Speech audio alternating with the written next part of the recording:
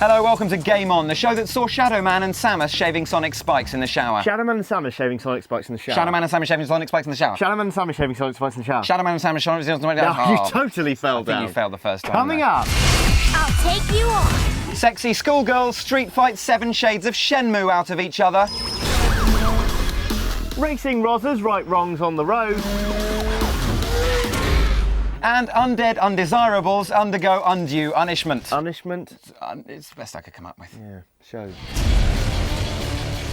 Let's talk Street Fighter. Do you remember Sakura in her, sexy schoolgirl uniform? Oh, yes. Have you ever wanted to see Chun-Li in an all-in-one bright blue oriental catsuit? Yes. Have you ever fantasised about Jury whispering sweet nothings into Chun-Li's ear before roundhouse kicking her into the ground in a glorious explosion of colour and light? No. Oh, that's awkward. That felt good to me.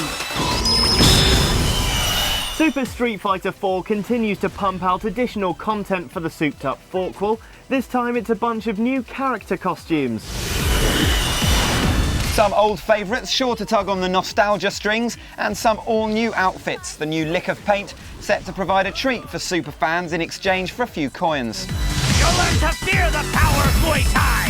As far as we can tell, it's mostly the girls they've made over, making us wonder exactly what the motivation was for this piece of vicarious cosplay. Oh, come on, if you're a Street Fighter designer, who would you prefer to make over, Chun-Li or Rufus? Probably Chun-Li. Definitely. I'll show you just how strong I am! The first packs will hit the PlayStation Network and Xbox Live on October the 26th.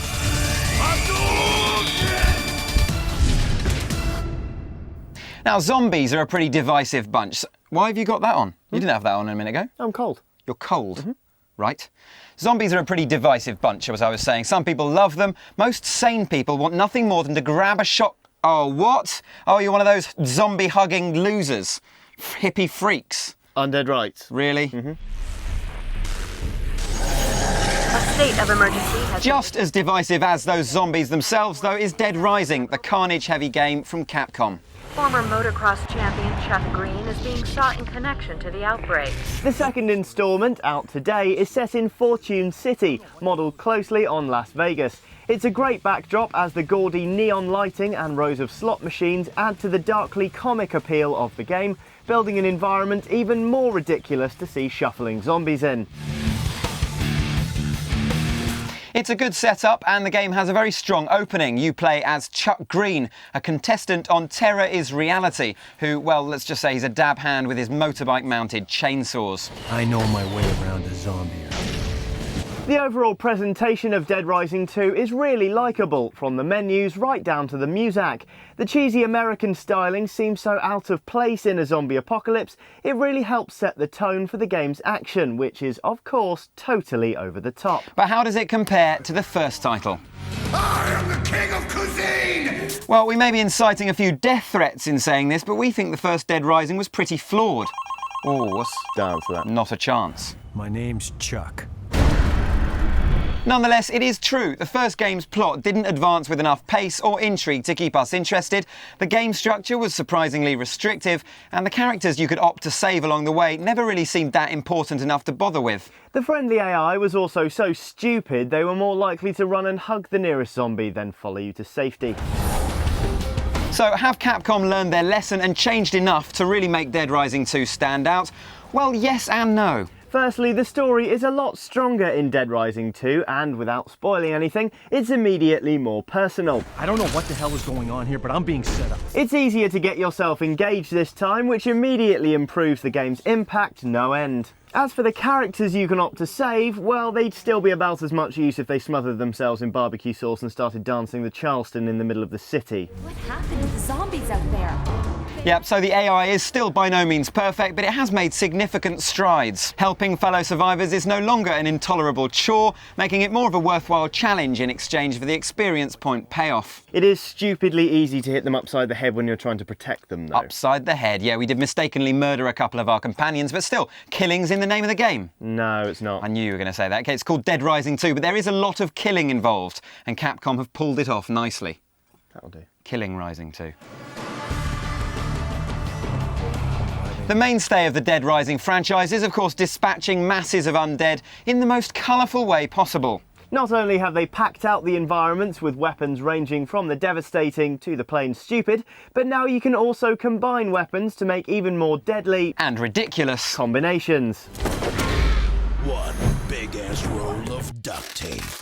Oddly though, weapon turnover seems a lot higher in this game as items break far faster than they used to. We're not really sure how to feel about this feature. In one sense it's frustrating as a length of lead pipe will just go plonk and disappear when you need it most, but at the same time it does force you to try out a broader range of weapons rather than relying on one or two old favourites. To find those responsible.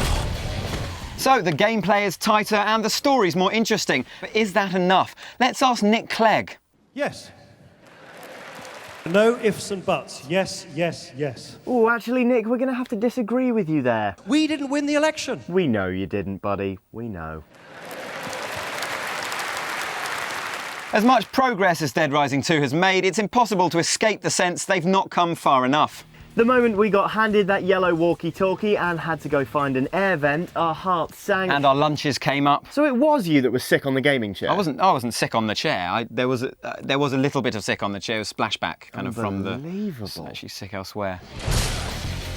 Anyway, all the progress the game has made is dampened by the same restrictive structure. Yeah, you never feel you're totally free to explore the environment, but at the same time you can just as easily find yourself stranded without an active mission to do until the next time-sensitive one comes along.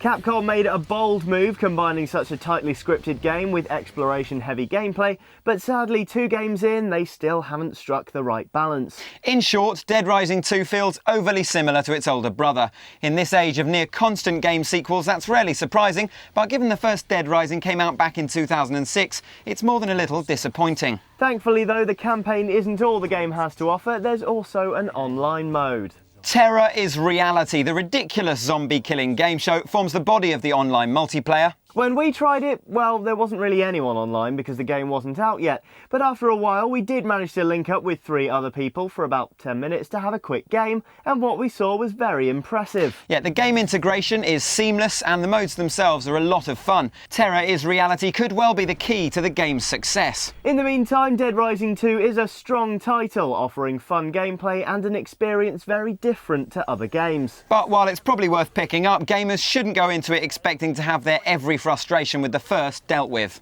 More fun and slightly less frustrating than the last. If Dead Rising 2 was a survivor stranded in its own game, we'd probably go rescue it. Then accidentally kill it, probably. Yeah, almost definitely. Dead Rising 2. Creativity kills. Here at Game On, we pronounce it Porsche. Porsche. No, Porsche. Porsche. Porsche! Dispatch, we're tracking a silver Porsche. Whatever, as this brand new video shows, Need for Speed Hot Pursuit has pimped out the tried and tested Cops v Racers formula with new cars, new tracks and new features. Gamers can now play as both the law and the lawbreakers, chasing and racing through diverse environments, from deserts and forests to mountains and the coast. Dropping spikes. The new title's also more connected than ever before. The brand new Need for Speed Autolog system allows gamers to compare their racing experiences online, share photos and compete in challenges with friends. So you can joyride, pwn noobs and force people to watch you doing it, all from the comfort of your own sofa. Pwn noobs. What is this, 2008?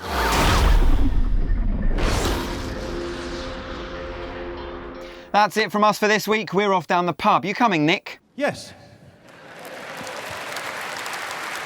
Smashing. More gaming gurgling next week. Let's get that stomach scene too.